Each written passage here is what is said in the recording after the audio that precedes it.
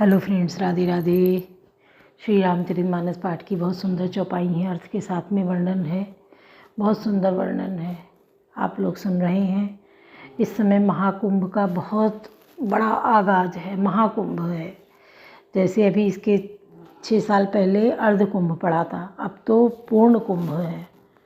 बहुत बड़ा आगाज है। जिसको सनातन की ताकत देखनी है, शक्ति देखनी है, वो कुंभ चला जाए और देख आए। पूरा नज़ारा देखना है तो आप 1300 रुपये मात्र खर्च करेंगे। हेलीकॉप्टर से आप पूरा नज़ारा देख सकते हैं। महाकुंभ कितना बड़ा, कितना विशाल, कितना अद्भुत, हर तरह से बहुत सुंदर है। सनातन की ताकत तो ये है कि अभी जब केदारनाथ की आपदा आई थी, सब कुछ तहस नहस हो गया था। क्यों हुआ था? कारण था। इसलिए हुआ था कि लोग वहाँ भक्ति भाव से नहीं जाते थे, एंजॉय करने जाते थे। और भगवान के स्थान पर हमेशा मन को शांत करके अंदर एक भक्ति की भावना लेकर जाना चाहिए। कभी उद्दंडता के साथ मत जाओ, हो हुल्लड़, उल्टा सीधा खान पान कभी मत करके जाओ। और केदारनाथ में यही सब होने लगा था। वो एक सनातन शक्ति है, शिव महाकाल वहाँ विराजमान है। और वो बरसों 400 साल वो दबा रहा है बर्फ़ के नीचे, फिर भी कुछ नहीं हुआ उस मंदिर को। आज भी जैसे कि तैसा खड़ा है। इतनी बड़ी आपदा आई, सब कुछ तहस नहस हो गया। इतने बड़े बड़े लग्जरी होटल वहाँ बन गए थे, सब एंजॉयमेंट के लिए। लगता ही नहीं था कि पहाड़ों पे जा रहे हैं, उत्तराखंड पे। सब इतनी वहाँ सुविधाओं से लैस होटल बन गए थे कि आप वहाँ सब हनीमून बनाने लगे, एंजॉय करने लगे जाके। उल्टा सीधा खान पान भी वहाँ हो गया। क्या हुआ? एक चुटकी बजाते भगवान ने सब कुछ तहस नहस कर दिया। और मंदिर को जरा सी भी आँच नहीं आई। कहाँ से वो भीमशिला आ गई और मंदिर को बिल्कुल रोक लिया। आड़ बन के खड़ा हो गया, पत्थर वो लग गया भीमशिला, और मंदिर को जरा सा भी कहीं से भी कुछ नहीं हुआ। ये क्यों?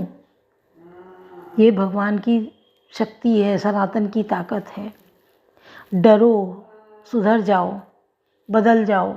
अभी इन सब चीज़ों से देख लो, अपने को संभाल लो, कितनी ताकत है। अभी हमने एक वीडियो देखी थी कि जब ज्ञानवापी की सुनवाई हो रही थी, उस दिन कोर्ट में कहाँ से वो मोटा बंदर आ गया और आके कोर्ट में जाके बैठ गया जहाँ सुनवाई हो रही थी।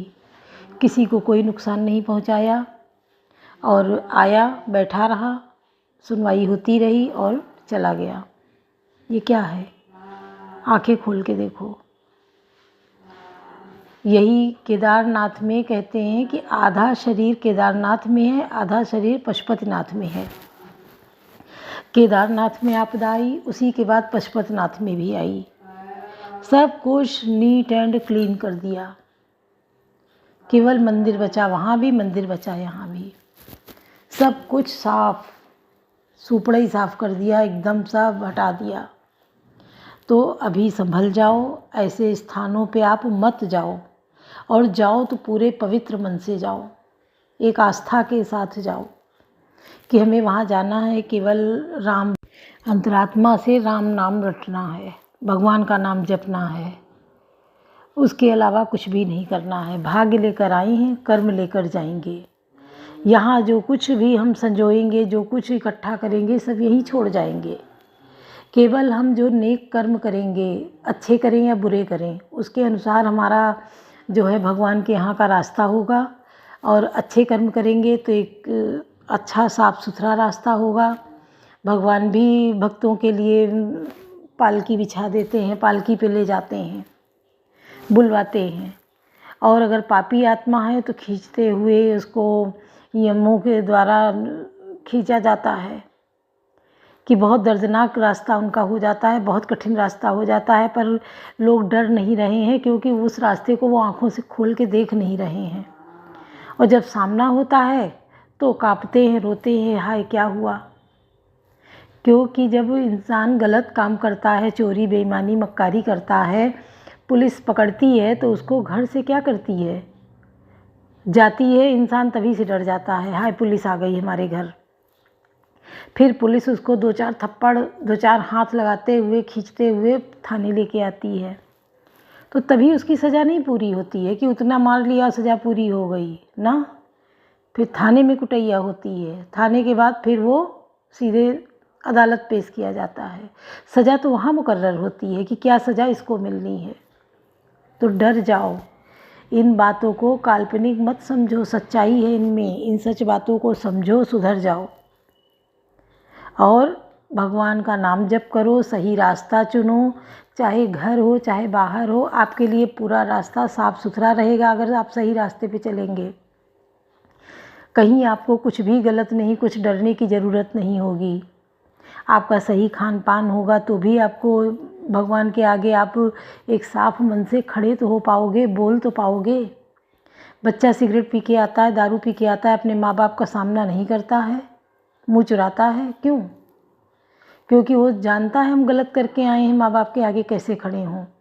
तो अगर आप इतने गलत कर्म करके जाओगे तो भगवान के आगे कैसे खड़े होगे। अगर माँ बाप को पता चलता है कि ये गलत करके आया है, सिगरेट पी है, दारू पी है, तो फिर उसकी धुनैया भी करते हैं माँ बाप, पीट देते हैं, सज़ा देते हैं। तो वही भगवान भी करते हैं। अगर आप भगवान के आगे खड़े होने लायक नहीं होगे तो भगवान भी आपको सज़ा देंगे।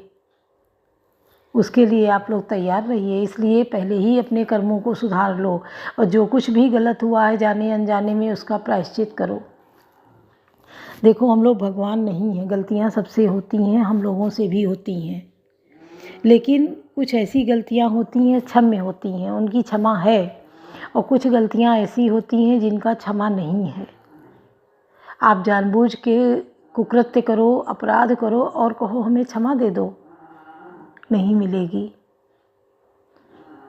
और अनजाने में गलत इतने बड़े अपराध नहीं होते हैं, ये जानबूझ के किए जाते हैं। अनजाने में तो छोटी मोटी गलतियां हो जाती हैं जिनका सुधार होता है कि आप सुधार कर लें, दोबारा वो गलती ना करें, तो वो अपराध क्षमा है। लेकिन आप बड़े बड़े कुकृत्य करें और कहें क्षमा हो जाए, नहीं होंगे। तो इसलिए भगवान से डरो, अपने घर में एक पूजा का स्थान बनाओ, साफ़ सुथरा स्थान दो, तुलसी जी का पेड़ लगाओ, और जैसे जो चीज़ें शुद्ध होती हैं, गंगा जल है, जगन्नाथ जी के बेंत हैं और जगन्नाथ जी के चावल हैं, इन सब चीज़ों को घर में रखा जाता है। बरकत की ये सब निशानी है। बहुत भगवान नहीं होने चाहिए, बहुत मूर्तियाँ नहीं होनी चाहिए कि जिनकी हम सेवा ना कर पाएँ। भगवान आप अपने मंदिर में, घर के मंदिर में इतने रखें जिनकी अच्छे से भली भांति सेवा कर पाएँ। बहुत लोग रखने को तो बहुत सजा लेते हैं, उतनी सेवा नहीं हो पाती है, जो गलत है। आप उतने ही भगवान स्थापित करिए अपने घर में जिनकी आप भली प्रकार से सेवा कर पाएँ। तो हमें इन बातों का अपने अंदर ख्याल रखना है, ध्यान रखना है। और संगत की रंगत होती है, हम जैसी संगत करेंगे वैसी ही हमारे अंदर गुण आएंगे। संगत ही गुण होत हैं, संगत ही गुण जाएं। संगत से ही हमारे अंदर अच्छे गुणों का विकास होता है, और हम अगर कुसंगत कर लेते हैं तो हम दुर्गुणों के शिकार हो जाते हैं। हम दुर्गुणों का भी भरमार है, हमें अपने मन पर कंट्रोल नहीं होता है, जो हम दुर्गुण जो हैं वो हम पर हावी हो जाते हैं। हमें अपने मन पे बहुत कंट्रोल करना है, क्योंकि आत्मा तो सही बोलती करती है, आत्मा आपको भी सही रास्ता दिखाती है, पर मन क्या है, वो सही बात सुनने को तैयार नहीं होता है और गलत कर बैठता है। जब गलत कर बैठता है तो फिर उसका कोई क्षमा नहीं है। इसलिए आप अपने विचारों में बदलाव लाइए। अगर गलतियां हैं, नहीं हैं तो बहुत अच्छी बात है, हैं तो बदल डालिए अपने को। जब हम बदलेंगे युग बदलेगा, तो वही चीज़ें हम बदलेंगे तो हमारे बच्चे सुधरेंगे। तो इस सुधार को हमें कायम रखना है, अपने घर परिवार को आगे बढ़ाना है। और कुसंगत से संगत, कुसंगत अकेले भला। कुसंगत से अकेले रहना ठीक है, आप गलत दोस्तों को अपना दोस्त मत बनाइए, उनसे दूरी बना लीजिए। क्योंकि जो जैसा है वो वैसा ही रास्ता दिखाएगा, वही बात बताएगा, जिसका प्रभाव आपके मन और दिलो दिमाग पर पड़ जाएगा, आप उसी तरफ प्रेरित हो जाएंगे गलत करने को। बचपन से सब बच्चे एक जैसे होते हैं, धीरे धीरे बड़े होते हैं और वो कोई सही रास्ते की तरफ चलता है तो कोई गलत रास्ता अपना लेता है। कलयुग क्या है? कलयुग का यही है प्रताप कि सब कुसंगत में पड़ जाएंगे, गलत रास्ते पे चलेंगे और सच्चाई को कोई देखना नहीं चाहेगा, सुनना नहीं चाहेगा। अब भागवत होती है, कथा रामायण होती है, उसमें देखो सब दारू पी पी के भगवान का रूप रख रख के उल्टे सीधे ड्रामे करते हैं। अगर तुम एक सच्चाई के साथ वो ड्रामा करो तो ठीक भी है, तुम गलत खान पान करके और फिर वो ड्रामा रचते हो, अरे इस पाप को लेके कहाँ जाओगे? तुम वो रूप ही न रखो, भगवान का रूप न रखो, कोई और रूप रख के तुम्हें नाचना है नाच लो, पर भगवान का रूप तो न रखो। राधा कृष्ण का, शंकर जी का रख के और पिए दारू कूद रहे हो, ये नहीं होना चाहिए। तो हमारी बातों से अगर आप लोग सहमत हैं तो ध्यान दीजिए, लाइक सब्सक्राइब कीजिए और शेयर करिए, अपने घर में बजाइए, लोगों के कानों में आवाज़ें जाएं जो सुधार हो। और जहाँ तक हो अपने घर को सुधारे रखिए, अपने घर को बचाए रखिए, अपने बच्चों को बचाए रखिए, क्योंकि ये कलयुग है, ये छोड़ेगा किसी को नहीं, सबको जाल में फंसाने की कोशिश करेगा, अपनी तरफ खींचने की कोशिश करेगा। तो आपको रोज़ अपने बच्चों से कन्वर्सेशन करना है अच्छी बातों का। तो सुनिए। कवन सुख आज कठिन जग माही, कवन सुख आज कठिन जग माही, जो नहीं हो तात तुम पाही, रिपु तेजसी अकेल अपे लघु कर गनी नताओ, अजऊ देत दुख रवि ससी सिर अवशेषित राव, कवन सुख आज कठिन जग माही, जो नहीं हो तात तुम पाही। तेजस्वी शत्रु अकेला भी हो तो भी उसे छोटा नहीं समझना चाहिए, जिसका सिर मात्र बचा था वह राहु आज तक सूर्य चंद्रमा को दुख देता है। तापस नृप निज सकई निहारी, अरस मिलो उठि भय सुखारी, मित्र कई सब कथा सुनाई, जातु दान बोला सुख पाई। तपस्वी राजा अपने मित्र को देख प्रसन्न हो उठकर मिला और सुखी हुआ, उसने मित्र को सब कथा कह सुनाई। तब राक्षस आनंदित होकर बोला, अब साधेव रिप सुनो नरेशा, जाओ तुम कीन मोर उपदेशा, परिहरि सोच रहा हूँ तुम सोई, बिनु औषध भी आदि विधि खोई। हे राजन सुनो, अब तुमने मेरे कहने के अनुसार इतना काम कर लिया तो अब मेरे शत्रु को काबू में कर ही लिया, समझो तुम अब चिंता त्याग सो रहो, विधाता ने बिना ही दवा के रोग दूर कर दिया। कुल समेत रिपु मूल भाई, चौथे दिवस में लभ में आई, तापस न पई बहुत परितोषी, चला महाकपटी अतिरोषी। कुल सहित शत्रु को जड़ से मूल से उखाड़ बहा कर आज से चौथे दिन में तुमसे आ मिलूंगा। इस प्रकार तपस्वी राजा को खूब दिलासा देकर वह महामायावी और अत्यंत क्रोधी राक्षस चला। भानु प्रताप ही बाजी समेता, पहुँचाई से छन्मांज निकेता, न पही नारी पही सयन कराई, है ग्रह बांधे से बाजी बनाई। उसने प्रताप भानु राजा को घोड़े सहित क्षण भर में घर पहुंचा दिया। राजा को रानी के पास सुलाकर घोड़े को अच्छी तरह से घोड़साल में बांध दिया। कवन सुख आज कठिन जग माही, जो नहीं होई तात तुम पाही, राजा के उपरोहित हरि लय गयो भोरी, लय राखे गिर खो मऊ माया करी मति भोरी, कवन सुख आज कठिन जग माही, जो नहीं होई तात तुम पाही। फिर वह राजा के पुरोहित को उठा ले गया और माया से उसकी बुद्धि को भ्रम में डालकर उसने पहाड़ की खो में ला रखा। आप विरचि उपरोहित रूपा, परे जाई से अनुपा, जागे न पर भय बियाना, देखी भवनति आचर जमाना। वह आप पुरोहित का रूप बनाकर उसकी सुंदर सेज पर जा लेटा। राजा सवेरा होने से पहले ही जागा और अपना घर देखकर उसने बड़ा ही आश्चर्य माना। मुनि महिमा मन महु अनुमानी, उठो गवई जय जान न रानी, कानन गयो बाज चढ़ते ही, पुर नर नारी न जाने के ही।